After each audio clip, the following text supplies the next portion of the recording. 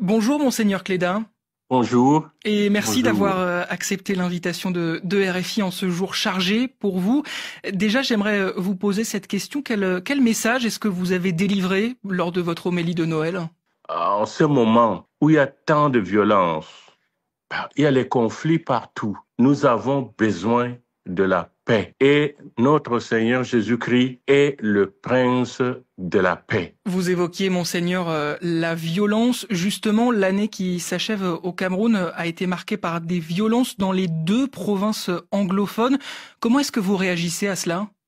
Évidemment, nous, du côté de l'Église, nous avons toujours prié pour cela et nous avons toujours appelé nos dirigeants à tout faire en vue de trouver une solution pacifique. Parce que sans cette solution pacifique, la violence continuera toujours. Comment, selon vous, on pourrait mettre fin aux violences? Je crois que la première chose, c'est accepter de s'écouter. Quand il y a un conflit quelque part entre des groupes humains, la première voie pour moi à choisir, c'est de s'asseoir autour d'une table ou sous un arbre pour pouvoir parler, pour parvenir à se comprendre. Et cela demande de la part de chacun beaucoup de modestie. Qu'on ait le pouvoir ou les autres qui n'ont pas le pouvoir, on doit avoir la modestie pour dire assoyons-nous, nous sommes deux frères, nous pouvons parler, nous pouvons dialoguer et nous pouvons parvenir à un accord. On se tourne, si vous voulez bien, Monseigneur Cléda, vers l'année prochaine. L'élection présidentielle est prévue en octobre. Quel est votre souhait le plus cher pour ce scrutin? Les gens s'inquiètent. Mais ce que je veux pour mon pays, une transition pacifique. Ce qui veut dire que ce qu'on va faire, mais on organise des élections selon les normes, des élections, n'est-ce pas, où tout le monde accepte le jeu démocratique. Ça, c'est ma position. Si c'est lui qui gagne une élection de manière juste, mais c'est celui-là qui doit gouverner. Et c'est cela que je souhaite pour mon pays. Vous parliez d'inquiétudes, des inquiétudes, il y en a, notamment au sujet de la santé de Paul Biya. Il est aujourd'hui âgé de 92 ans et récemment, sa santé a fait l'objet de préoccupations. Est-ce que ce sont des préoccupations que vous partagez?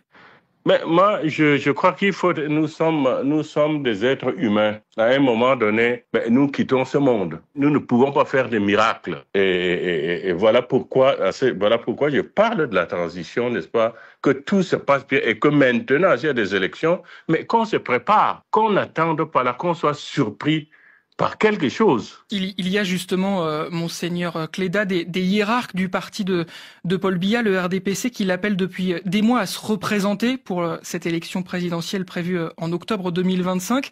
Qu'est-ce que vous dites à ce propos? Je dirais tout simplement que cela n'est pas réaliste. Tout simplement que cela n'est pas réaliste. Monseigneur Cléda, il y a actuellement plusieurs dizaines d'hommes politiques en prison au Cameroun, notamment l'ex-secrétaire général de la présidence, Marafa Hamidou Yahya, et plusieurs dizaines de cadres du MRC de l'opposant Maurice Kamto. Qu'est-ce que cela vous inspire? Non, mais je crois que cela crée beaucoup de souffrance. Parce que si on voit s'ils ont été mis en prison pour des raisons, je ne sais pas pour quelles des raisons politiques, donc on ne peut pas mettre en prison quelqu'un pour ses opinions. Si nous sommes en démocratie, chacun a le droit de s'exprimer. J'aimerais évoquer avec vous la disparition suspecte il y a 7 ans de Monseigneur Benoît Bala, dont le corps sans vie avait été repêché dans les eaux d'un fleuve près de la ville de Bafia. Est-ce qu'aujourd'hui l'Église en sait plus sur les circonstances de sa mort? Absolument rien.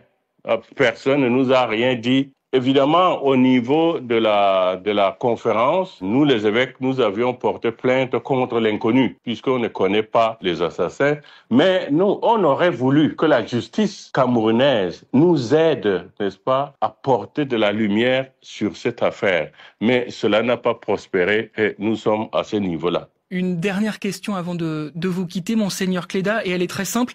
Vers qui vont vos pensées particulièrement en ce 25 décembre? Par tous ceux qui souffrent d'abord, vers les pauvres, ceux qui n'ont rien, ceux qui peinent aujourd'hui dans notre monde. Mais évidemment, je n'oublie personne.